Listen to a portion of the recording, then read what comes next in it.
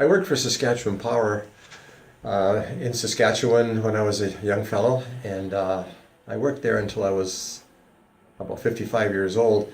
And there was an incident that took place in my work with Saskatchewan Power, and it took place on top of a high voltage structure, which is 50 feet above ground.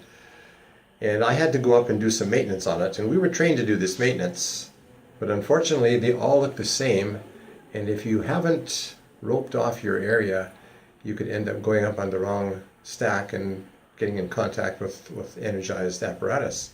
That's what I did. I went up the wrong stack because we were so busy that day, and I went up the wrong stack, and I bolted my safety harness in, and I was just about to take my tools out of my belt to start tightening the hardware on this conductor, which was actually a piece of 4-inch pipe, solid copper pipe. And the reason it was that big is it was 138,000 volts. And usually this voltage will jump 3 feet. And when I belted my belt in, and I was looking right into the end of the pipe, which is about 16 inches away from my face. And back in those days I had long hair, and my hair was flowing out from under my hard hat and just balancing just above my shoulders. And I turned to the fellow that was on the other side of the apparatus, and I said, "Look at the induction up here." And as soon as I said that, I realized I was up on the wrong stack.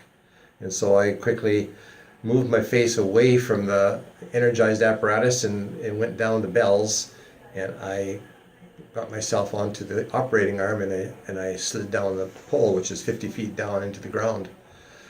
And I sat on the ground and I looked up and I thought to myself, why did God spare my life?